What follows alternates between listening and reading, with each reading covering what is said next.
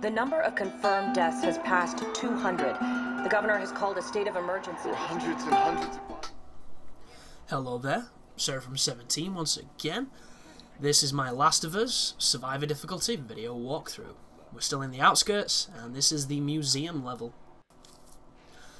So once again, we're moving closer to the Capitol building so we can give LA to the Fireflies and be done with this. This sequence here, there is a building filled with runners, and my first playthrough, I ran in like an idiot, aggroed all of them and got beat to death. You don't want to do that, obviously. So instead, I'm going to show you what you can do to a room filled with runners that are not active, because when they're standing, shaking like these ones are doing, like just mumbling to themselves, it means that they're in some kind of neutral state. And they don't have the greatest hearing, which is good news for us. So you can systematically execute all of them, and it isn't difficult.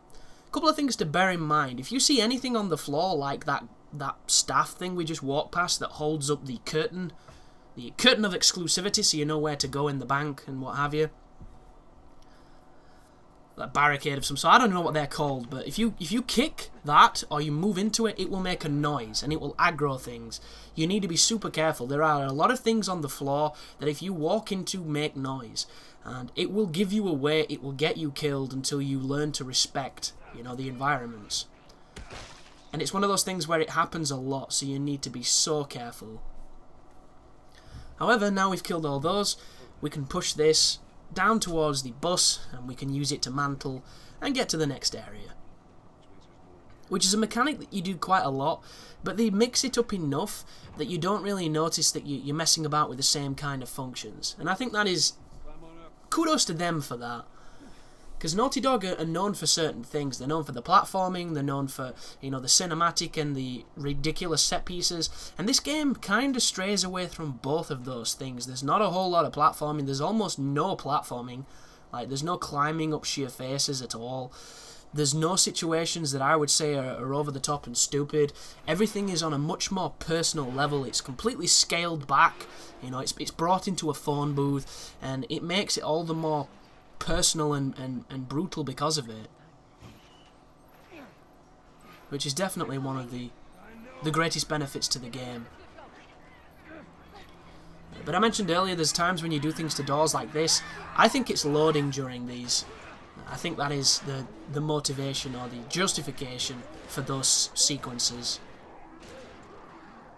Because I've always wondered why on co-op games they have those moments where you both have to do a certain action.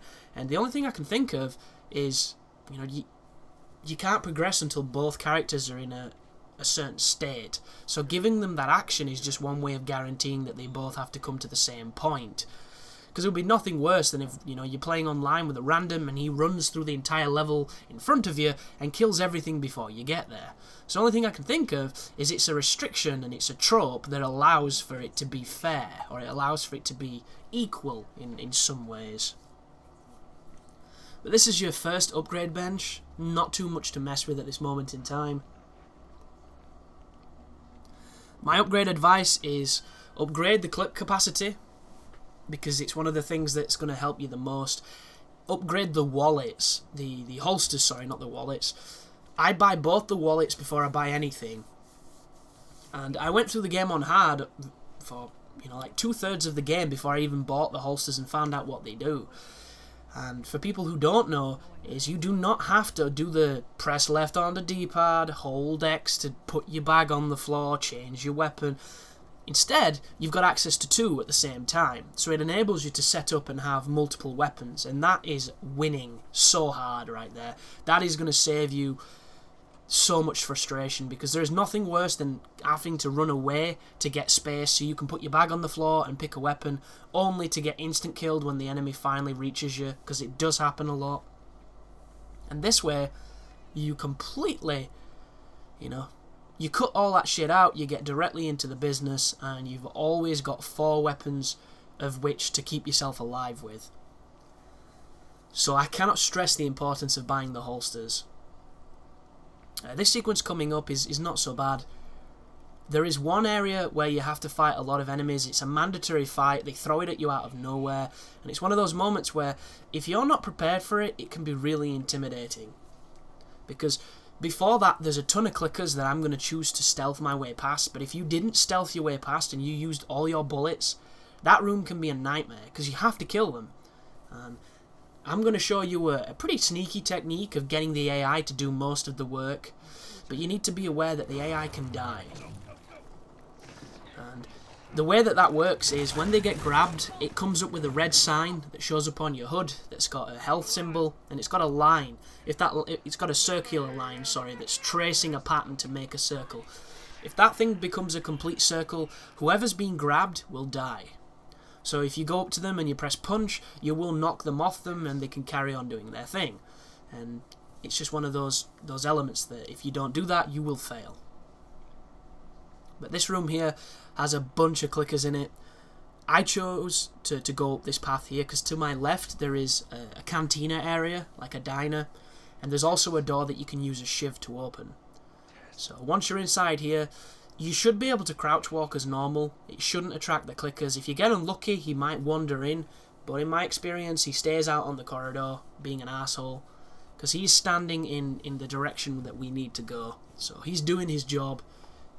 He's making things more complicated than need be. And you need a full shiv for this door, so I'm going to immediately make a shiv.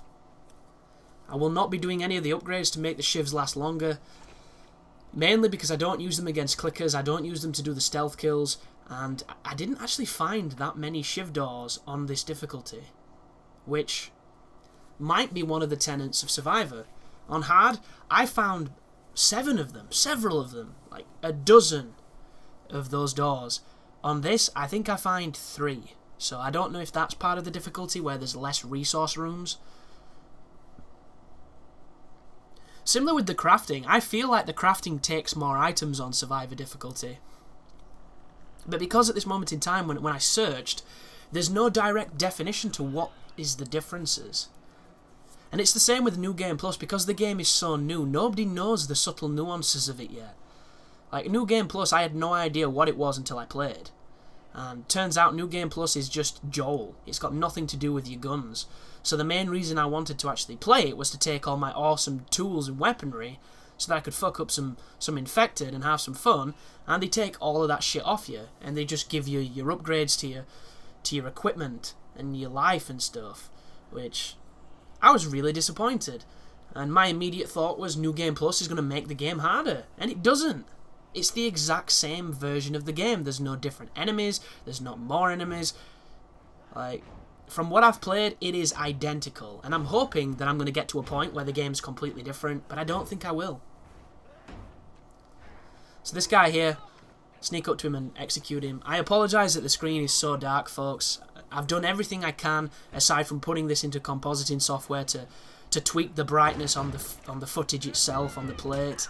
And I don't want to do that, mainly because it takes too long, and I need to get this guide up.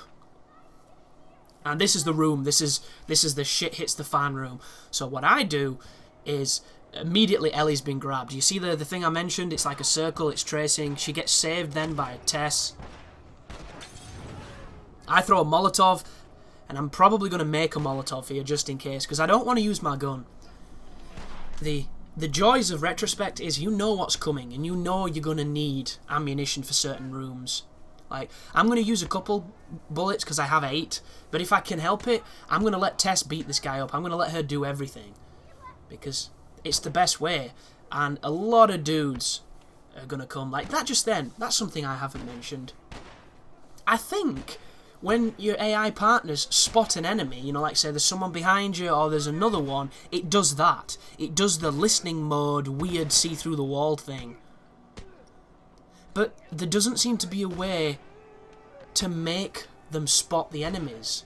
Like, it's not something you can directly control, which is a theme running through a lot of the mechanics that I've spotted that can sometimes be questionable. So right here, I don't want to shoot.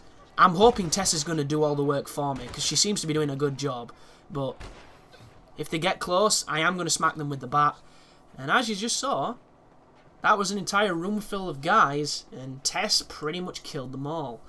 So it can work to your favour, and if you're ever trying to save ammo, the best way I have found is to kite the room and let the AI do their work. Sometimes it doesn't work, sometimes you have to get your hands dirty, sometimes you're going to get grabbed. Because I think the thing that bugs me the most about the game, when it comes to purely a mechanical perspective, purely gameplay focused, this is not a slant on what this game is, because I think this game is sublime.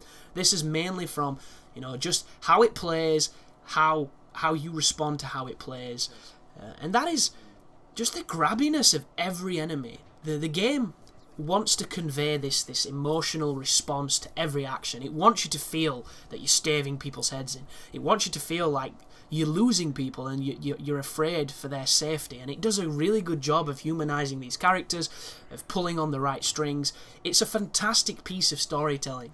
But when you're trying to run past a fucking zombie like you've done on every zombie game ever made, and the motherfucker grabs you in a canned animation, like takes 2 steps just to grab you, there should be a way to avoid it. There should be a way to get around it.